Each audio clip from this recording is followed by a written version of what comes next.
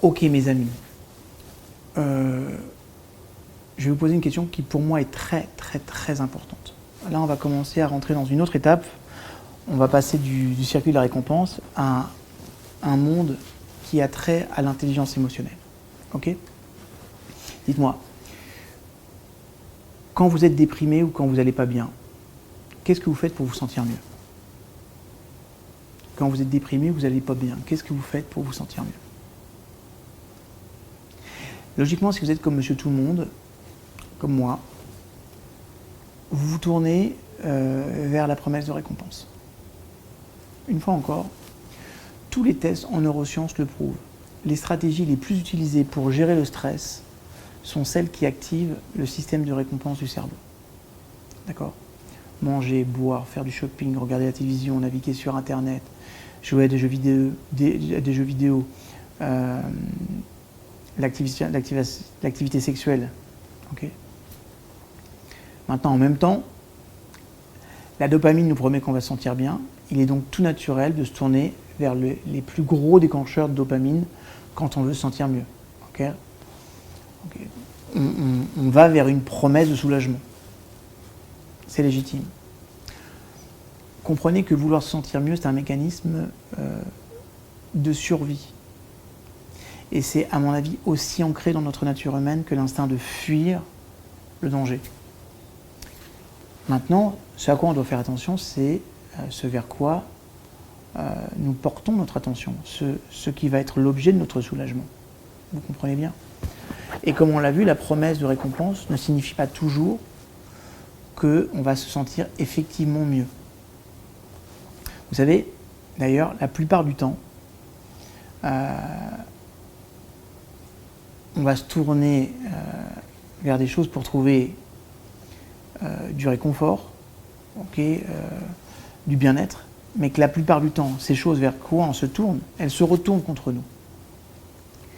Il y a un sondage qui a été fait au niveau national par la American Psychology Association sur le stress, qui a révélé que les stratégies les plus utilisées étaient jugées les moins efficaces par les mêmes personnes qui reconnaissaient les avoir utilisées. Okay. Par exemple, seulement 16% des personnes qui mangent pour réduire leur stress vont dire que ça les aide effectivement à réduire leur stress. Il y a une autre étude qui était très intéressante qui expliquait que les femmes ont tendance à manger du chocolat quand elles se sentent anxieuses ou déprimées. Mais le seul véritable changement d'humeur qu'elles éprouvent alors est une augmentation de leur sentiment de culpabilité parce qu'elles ont mangé le chocolat. Alors, c'est certainement pas ce que la plupart d'entre nous recherchons quand on se retourne vers des douceurs ou quand on veut obtenir un petit peu de réconfort. Alors mes petits chéris, on va explorer les effets du stress, de l'anxiété et la culpabilité sur le self-control. Et on va voir que le fait d'être dans ces états négatifs nous pousse à céder à la tentation. Et parfois, c'est complètement dingue et surprenant, mais pourtant c'est vrai. Vous comprendrez pourquoi les avertissements qui sont, vous savez, sur les paquets de cigarettes qui sont effrayants, en fait, peuvent donner une envie terrible de fumer un fumeur. Vous verrez que les crises économiques peuvent pousser à la dépense.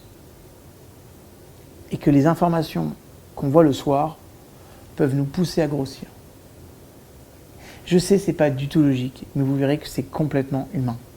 Et vous verrez également que si nous voulons éviter ces échecs de notre volonté à cause du stress, nous devrons trouver une façon de nous sentir mieux qui ne requiert pas de céder à la tentation. D'accord ? En clair, des fausses promesses. Ça veut dire qu'il faudra aussi abandonner les stratégies de self-control, comme la culpabilité et l'autocritique, qui ne font qu'empirer les choses. Je vous le dis, chaque fois que vous ressentez de la culpabilité et que vous vous autocritiquez, vous renforcez le modèle qui ne fonctionne pas. D'accord ? Laissez-moi vous expliquer maintenant pourquoi le stress nous fait vouloir tout et n'importe quoi. Vous le savez, notre cerveau est particulièrement organisé pour nous offrir de la tentation et nous pousse vers la tentation quand on éprouve des sentiments négatifs. Ça, je n'ai pas besoin de vous l'expliquer parce que la plupart du temps, vous l'avez compris, vous l'avez vécu. J'ai une période de vie difficile, j'ai besoin de réconfort, je me tourne vers quelque chose qui peut m'apporter du réconfort. La bouffe, le sexe, les dépenses, une relation addictive, le fait de passer du bon temps sur Internet ou sur des vidéos, ou sur des films. D'accord ? Les scientifiques ont imaginé toutes sortes de façons très judicieuses de traiter leur sujet en laboratoire. Et sachez une chose, les résultats sont toujours les mêmes. Quand des fumeurs imaginent un rendez-vous chez le dentiste, par exemple, ils ont une envie aberrante de fumer une cigarette. La peur. J'ai un niveau de stress, je vais donc aller vers mon addiction favorite pour compenser mon stress. On sait que quand les boulimiques apprennent qu'ils vont devoir parler en public, par exemple, le stress augmente, ils ont envie de se jeter directement sur les aliments riches en sucre et en graisse. Okay ? Quand des rats de laboratoire reçoivent des décharges électriques imprévisibles, cette fois-ci dans le corps et pas dans le système de récompense, qu'est-ce qu'elles vont faire ? Elles vont se ruer sur l'alcool, sur le sucre, sur l'héroïne, ou toute récompense que les scientifiques ont mise à leur disposition dans la cage.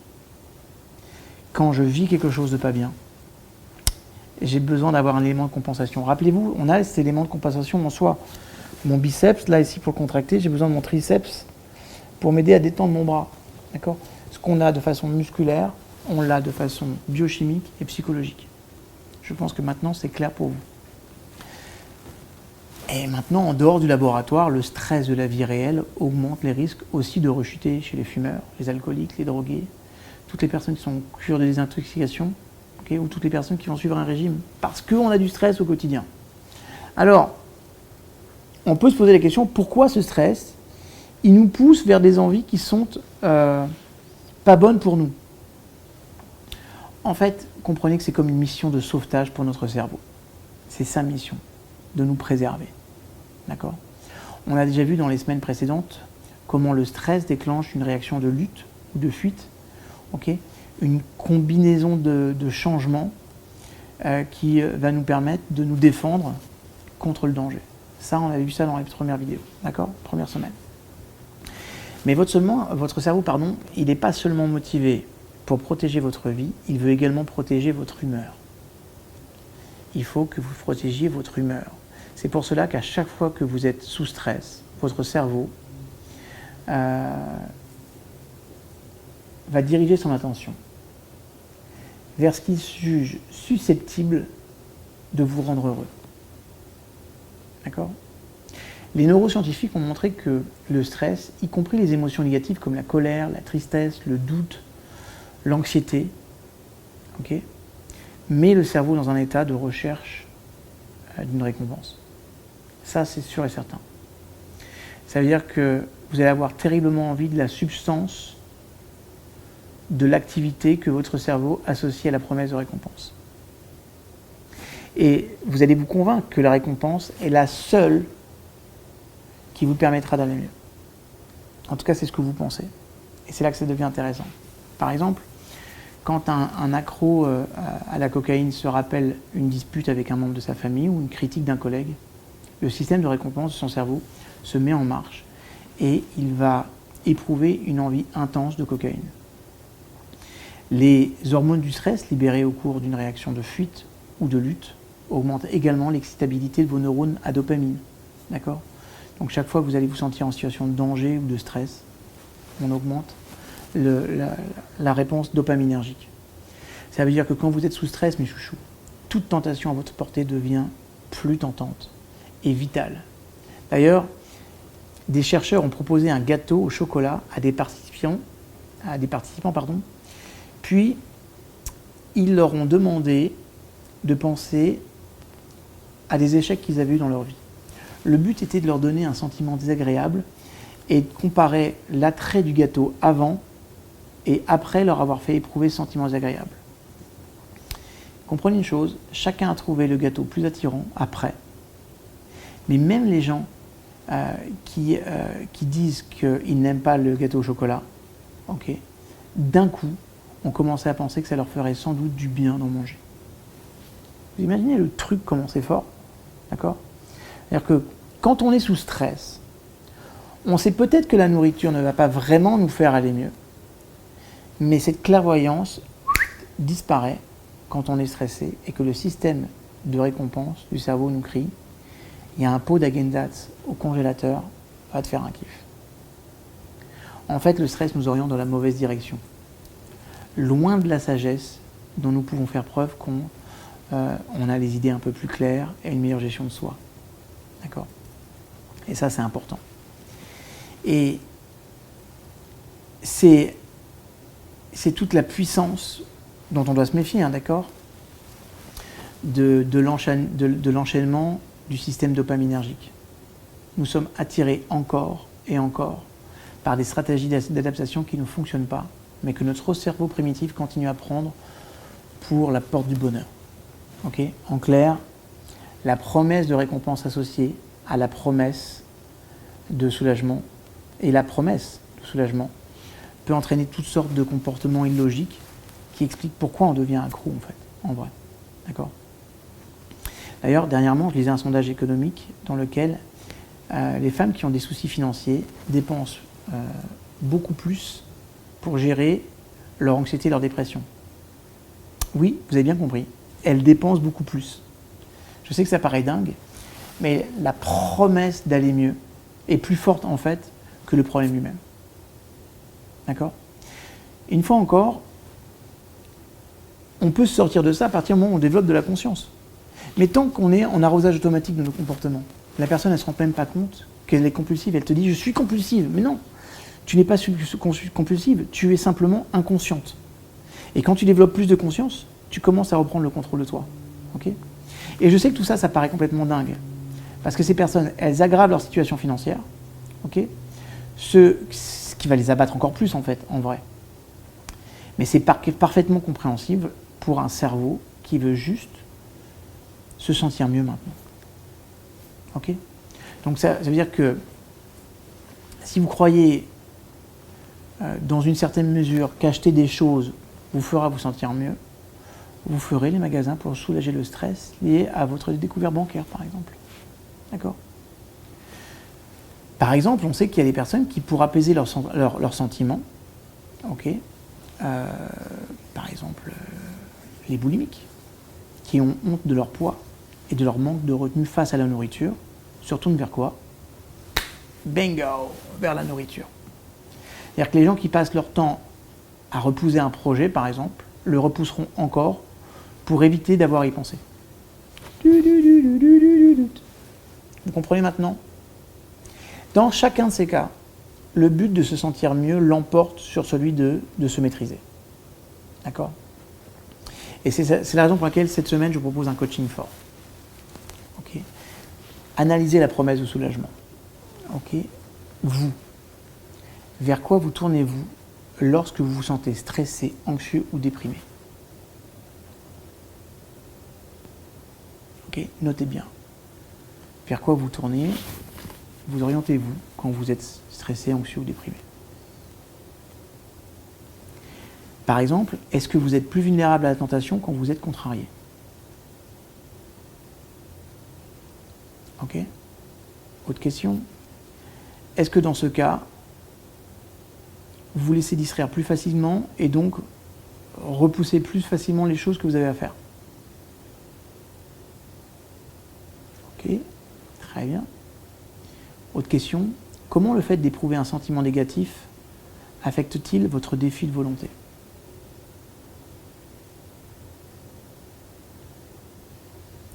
Et maintenant, réfléchissez bien.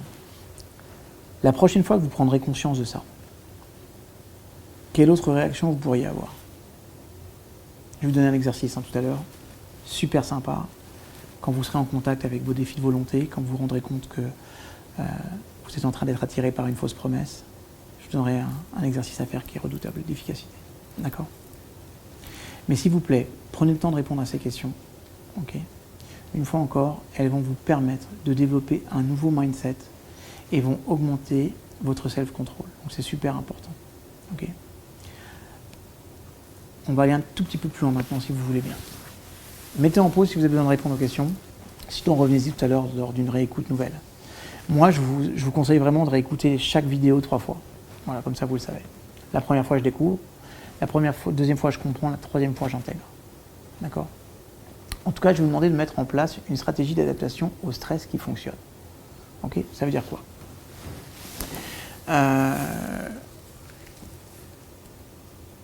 Il y a beaucoup de stratégies d'adaptation au stress très populaires qui ne fonctionnent pas. Et il y en a qui fonctionnent vraiment. D'accord? Je me suis attardé à